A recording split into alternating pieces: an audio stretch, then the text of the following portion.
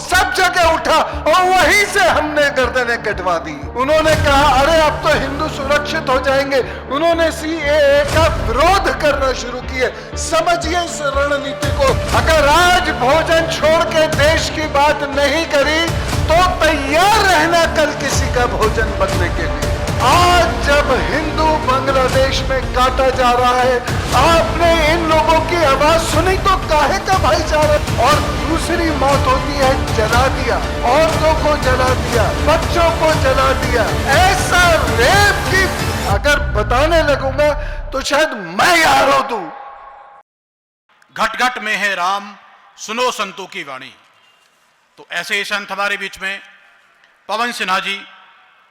पवन सिन्हा गुरु जी एक आध्यात्मिक गुरु हैं, प्रेरक व्यक्तित्व, दार्शनिक, लेखक और शिक्षाविद हैं।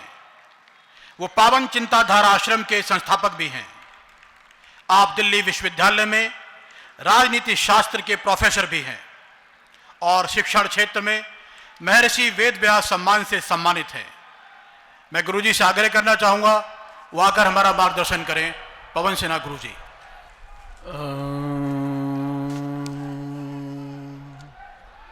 भारत माता की वंदे, जय हिंद। अत्यंत सम्मानित मंच,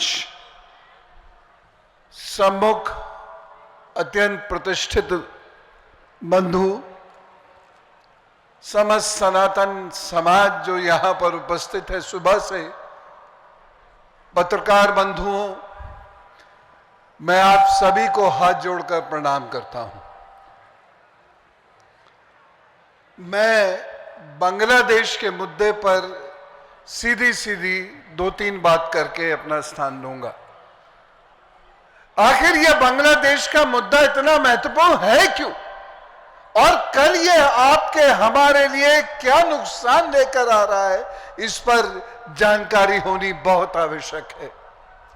जो अभी हम बांग्लादेश में देख रहे हैं यह कोई नई बात नहीं है। यह 2022 की, 23 की, 24 की बात नहीं है। यह 1971 और उससे पूर्व की बात है। यह नोएखाली में गांधी की समय की बात है, जब बांग्लादेश के अंदर के मुसलमानों ने हिंदू सनातन समाज को मारना काटना शुरू कर दिया था। और 1971 के बाद तो हिंदुओं का पलायन वहां शुरू हो गया और आज कुल 7.97% हिंदू वहां रह गए हैं। जरा सोच के देखिए, 17 करोड़ लोगों में से 1.35 करोड़ हिंदू मात्र। मैं आपसे निवेदन करना चाहता हूं, ये थोड़ी सी बातें आप जरूर सुन लीजिए। भोजन थोड़ी देर बाद भी किया जा सकता है। याद रखें यहां पर सब लोग जो भोजन के लिए उठ गए वो उठ गए।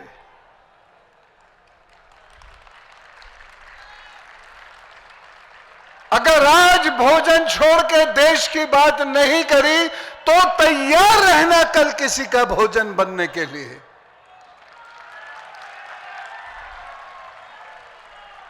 और हिंदू समाज की यही कमी है, हम एकजुट नहीं होते हैं तो हमारा धैर्य बहुत जल्दी चुक जाता है। हम कभी भी मुद्दों पर गंभीर होते ही नहीं हैं, और जब तक आप अपने मुद्दों को समझेंगे नहीं, गंभीर भी नहीं होंगे, तो आक्रोश किस बात का। फिर से एक नारा उठेगा, फिर 4 नारे लगेंगे, फिर सब लोग बोलेंगे और घर जाकर भोजन करेंगे। क्या इससे आपका आक्रोश दिखेगा किसी को? कुछ नहीं होगा, कुछ भी नहीं होगा। 2 घटनाएं जुलाई से शुरू हुई, जो घटनाएं अगस्त में चरम पर पहुंच गई, हमने उसके लिए कितना प्रतिरोध किया। पूरे देश भर में नाम मात्र का प्रतिरोध हुआ है। क्या बांग्लादेश में रहने वाले हिंदू हमारे भाई बहन नहीं हैं, हमारे बच्चे नहीं हैं, हमारे बुजुर्ग नहीं हैं? उम्मा हो सकता है, पूरा इस्लाम एक परिवार हो सकता है, पूरी ईसाइयत एक परिवार हो सकती है, तो हम क्यों नहीं हो सकते?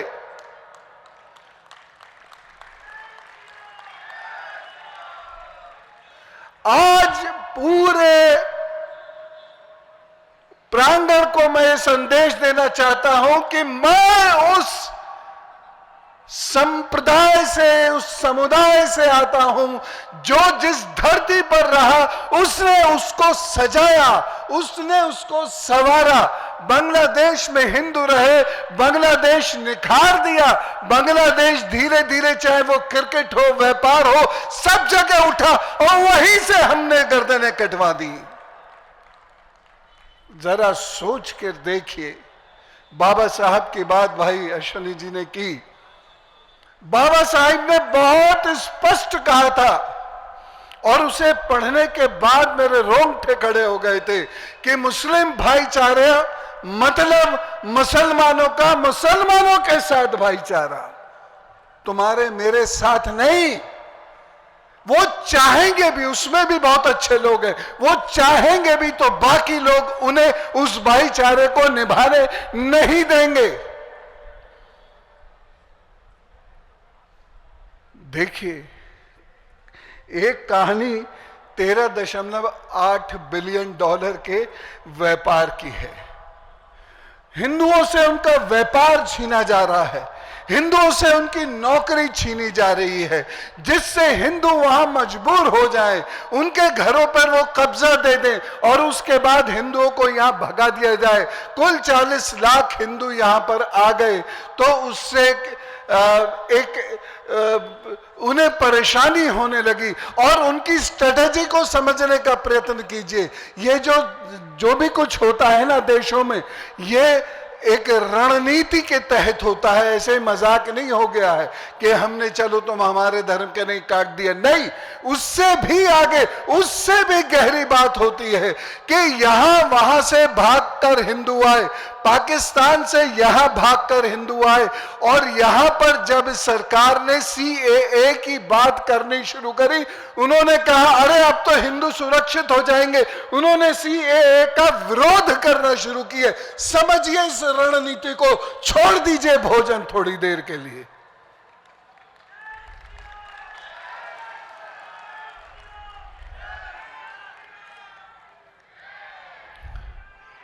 यहां पर 10 लोग मरे मुसलमानों में, एक भी नहीं मरना चाहिए। मैं संविधान के पक्ष की बात कर रहा हूं, एक भी नहीं होना चाहिए। लेकिन 10 लोग जब मरे तो जमायते इस्लामी ने कितने बड़े बड़े जुलूस निकाल दिए। तौहीर रजा कितना बड़ा बड़ा बोले, मदनी साहब कितना बड़ा बड़ा बोले।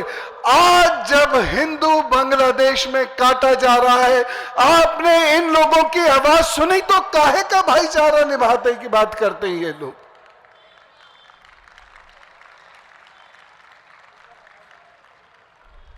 मैं ये नहीं कह रहा कि आप लड़िए झगड़िए, मैं ये कह रहा हूं कि आप थोड़ा सतर्क होकर रहिए, क्योंकि बांग्लादेश की जो घटनाएं हैं उसका सीधा प्रभाव भारत की राजनीति पे पड़ रहा है, भारत की सांप्रदायिकता पे पड़ रहा है, भारत के हिंदुओं पे पड़ रहा है, भारत के व्यापार पे पड़ रहा है।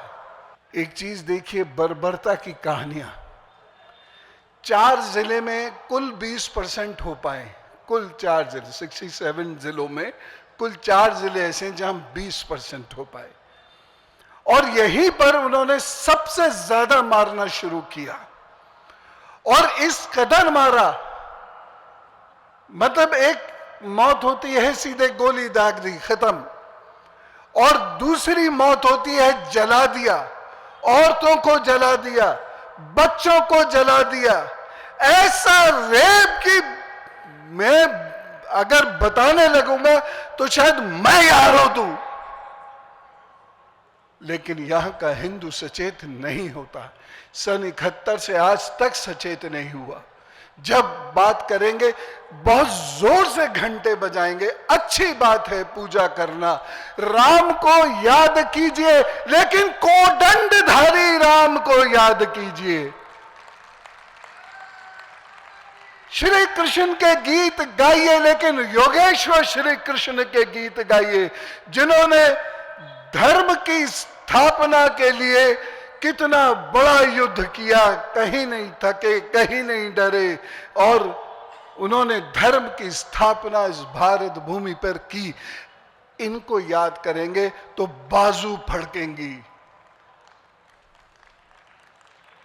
नहीं तो फिर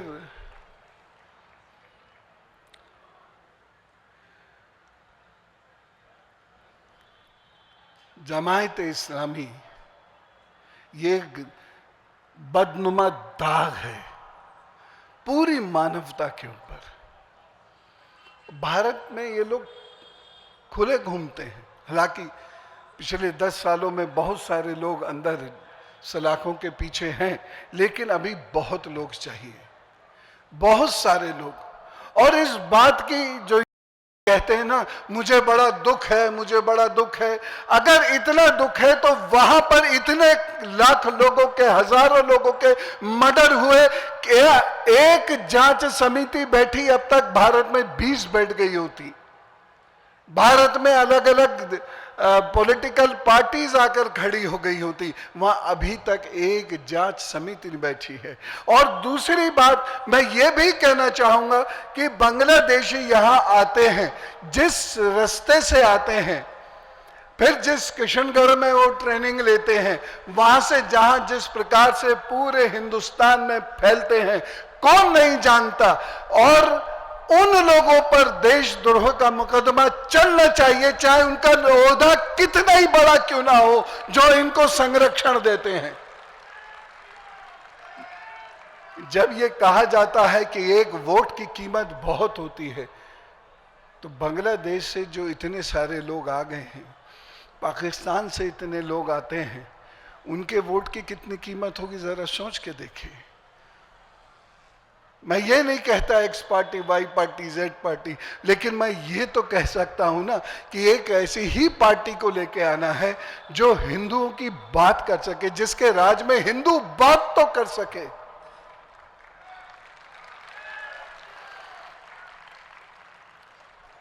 आज से 10-11 साल पहले अगर हम ऐसी बात करते तो घर पर जाते और रेजिग्नेशन लेटर पर साइन कर रहे होते, या हमको सर्विसेज से मुअत्तल कर दिया गया होता।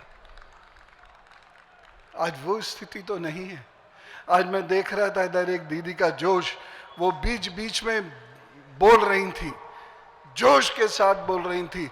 11 साल पहले, 12 साल पहले कभी बोल पाई होंगी वो ऐसे कुर्सी पर बैठ के फ्रंट रो में? कभी नहीं बोल पाए होंगे। ये ताकत हिंदुओं की ताकत है, और इस ताकत को और मजबूत करना है।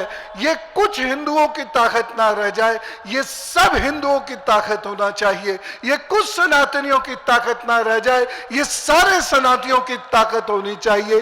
और हम पूरे विश्व में गुरु बनकर फिर से उभरेंगे। एक देश को तो हम हिंदू राष्ट्र घोषित करवाने की कोशिश करें, तभी जाकर हम पूरे विश्व में मान्यता पाएंगे, अदरवाइज काटे जाएंगे।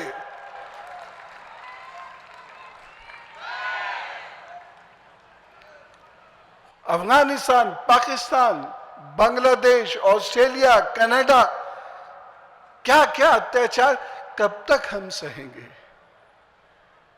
कब तक? नौकरियां तो फिर भी नहीं बच रही, व्यापार तो फिर भी नहीं बच रहा। इसलिए अच्छा यह है कि एक बार सब छोड़ छाड़ के जितने पैसे मिले उससे कफन खरीद लें और इनकी एम्बेसीज के सामने जाकर बैठ जाए कि हमें न्याय का अभी हमें न्याय चाहिए, न्याय का आश्वासन अभी चाहिए, और वो भी इंटरनेशनल मीडिया के सामने। ये वही इंटरनेशनल मीडिया है जो 10 मुसलमानों के लिए पूरी दुनिया को सर पर उठा लेता है। यहां हजारों कट गए, लुट गए, ये नहीं बोला, बोलेगा भी नहीं, क्योंकि ये मीडिया कहीं और से चलाया जाता है और इसमें हम पीछे हैं।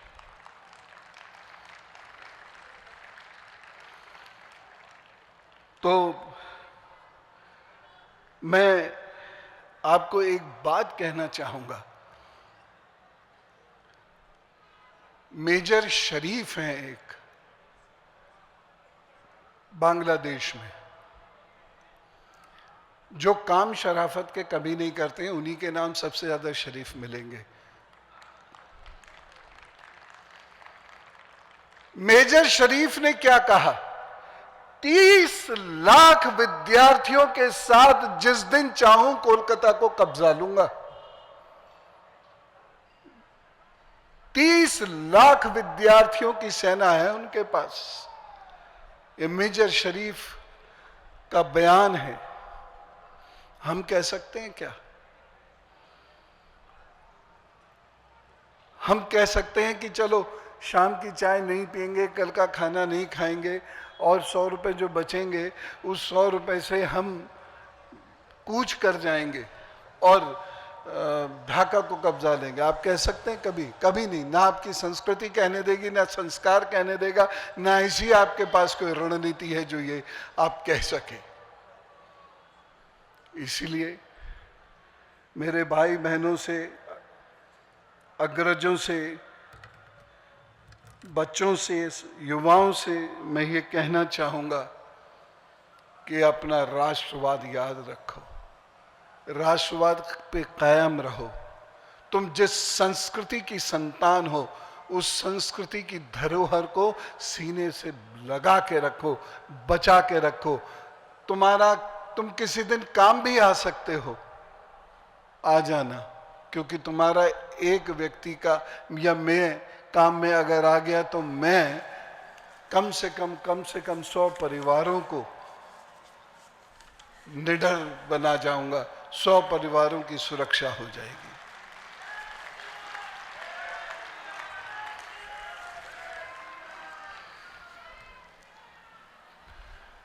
अंत में श्री राम जी जो भारत की अस्मिता के संकेत हैं, उनका उद्घोष करते हुए, और मैं आपसे कहूंगा जरा मेरे साथ बोलेंगे, आप लोग बोलेंगे जय श्री राम, जय श्री राम, जय श्री राम, जय जय श्री राम। तेरे राम मेरे राम, तेरे राम मेरे राम, उत्तर में राम, पूर्व में राम, दक्षिण में राम, पश्चिम में राम। जय श्री राम, जय श्री राम। ताली बजा के ये भुजाएं गड़गड़ानी चाहिए। जय श्री राम, जय श्री राम, जय श्री राम, जय श्री राम, जय श्री राम, जय श्री राम। और अब बांग्लादेश में भी जय श्री राम। बहुत बहुत धन्यवाद। प्रभु हम सब के संकट हरे। ओम।